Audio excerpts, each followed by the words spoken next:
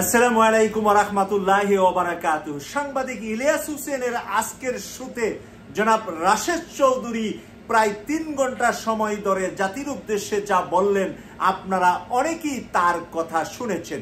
আমি সকল কথা থেকে মূল কথা যেহেতু আমি বুঝলাম তা আপনাদের সামনে তুলে ধরা আমার নৈতিক দায়িত্ব বলে মনে করলাম। আর সেখান থেকেই আমি আজকে কথা বলছি। জনাব রাশেদ চৌধুরী মুক্তিযুদ্ধে ৭১-এ অংশগ্রহণ করেছিলেন। প্রথম দিকে উনি পাকিস্তানে অবস্থান করছিলেন এবং পাকিস্তানে যখন উনি চাকরিতে ছিলেন তখন যে সংবাদগুলা পেতেন সেই সংবাদের ভিত্তি থেকে এবং পারিবারিকভাবে উনি পাকিস্তানকে সাপোর্ট করতে ছিলেন। কিন্তু পরবর্তীতে উনি মুক্তিযুদ্ধে অংশগ্রহণ করার জন্য বাংলাদেশে আসেন। আর এই মুক্তিযুদ্ধ নিয়ে যত নাটকীয় ঘটনা, যত গল্প কাহিনী আমাদের কাছে ৫৩ বছরে তুলে ধরা হয়েছে আওয়ামী লীগের পক্ষ থেকে, আজকে উনি উড়িয়ে দিলেন এর গুরুত্বপূর্ণ অনেক কথা। এরই মাঝে উনি বললেন যে পিস কমিটি যে গঠন করা হয়েছিল, সাংবাদিক ইলিয়াস হোসেন ভাই যে প্রশ্ন করলেন এই কমিটির কাজ কি নারীদেরকে ধরে ধরে পাকিস্তান আর্মিদের কাছে দেওয়া বা এই ধরনের কাজগুলা করাই কি পিস কমিটির কাজ ছিল কিনা, সেই প্রশ্নের জবাবে তিনি বললেন এইগুলা একটি বানানো গল্প ছাড়া বাস্তবে এইগুলার কোনো রূপ ছিল বলে আমার জানা নাই। পিস কমিটির কাজ ছিল শান্তি রাখা, মানুষকে রাজনৈতিকভাবে মানুষকে সহযোগিতা করা। এটা রাজনৈতিক কার্যক্রম ছিল পিস কমিটি।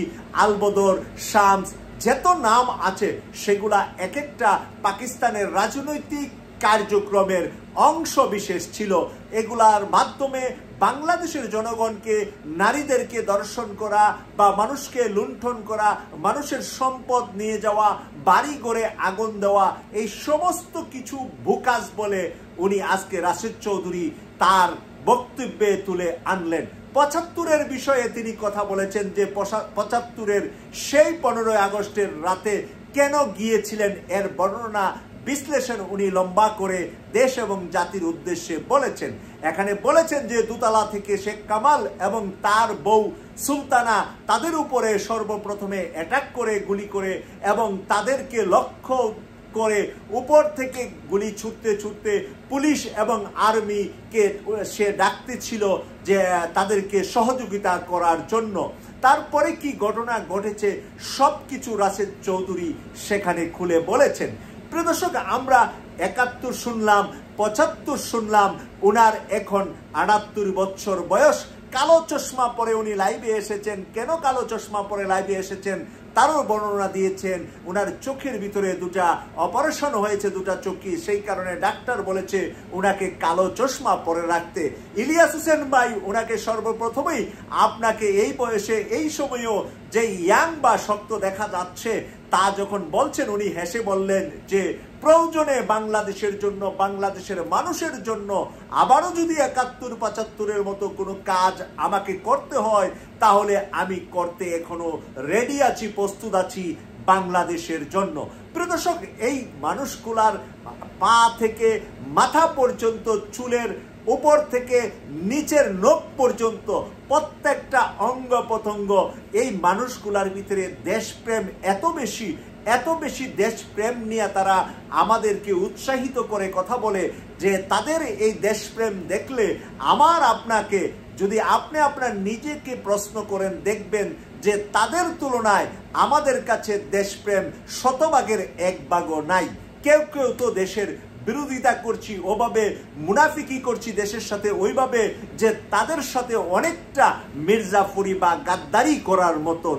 তারা যেই দেশপ্রেম নিয়ে দেশকে স্বাধীন করে দিয়েছিলেন, যেই দেশপ্রেম নিয়ে ৭৫-এ মানুষকে মুক্ত করেছিলেন, যে মানুষরা ছিলেন কারাগারে, ৭ কোটি মানুষ ছিলেন কারাগারে, আজকে সেই ৭ কোটি থেকে বেড়ে আমরা হয়েছি এখন প্রায় ১৮ কোটি। তাই আমাদের পূর্বপুরুষরা, আমাদের বাবা দাদারা তারা যে জিম্মি ছিলেন শেখ মুজিবের কাছে, তার বাহিনীর কাছে, তার স্বৈরাচারিতার কাছে, তার কাছে গোলাম হিসাবে দেশের মানুষকে উপস্থাপন করতেন। সে পাশাপাশি শুধু তারই গোলাম নয়, সে আবার নিজে ভারতের গোলাম হয়ে ভারতের গোলামি করার জন্য, দেশটাকে ভারতের হাতে তুলে দেওয়ার জন্য ৭১-এ যে সে বাংলাদেশকে স্বাধীন করেছিলেন, এই কথা জনাব ইলিয়াস হোসেন ভাইয়ের গত 2টা শুতে 75-এর 2 সূর্য সন্তান, 71-এর 2 সূর্য সন্তান জনাব ডালিম সাহেব এবং আজকে রাশেদ চৌধুরী সাহেবের কাছ থেকে কিন্তু আমরা পরিষ্কার হলাম। প্রিয় দর্শক, আমরা এইরকম দেশপ্রেমী মানুষদেরকে যদি আজকে দেশের কাজে আনতে পারি, দেশে কাজে লাগাতে পারি, দেশের মেধাবী এই সন্তানেরা দেশকে যেভাবে ভালোবাসে, তাদের কাছে যদি দেশের কোনো দায়িত্ব আমরা কখনো দিতে পারি, তাহলে এই দেশ সত্যি সত্যি সোনার বাংলা হয়ে যাবে, সোনার মানুষ হয়ে যাবে।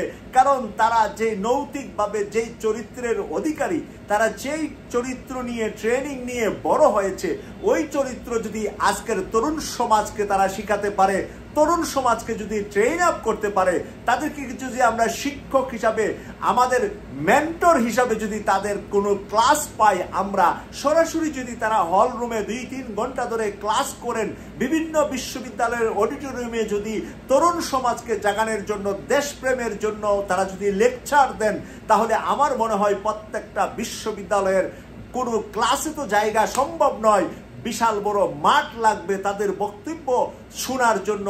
এত বেশি তরুণ তরুণী আগ্রহ হয়ে বসে আছে।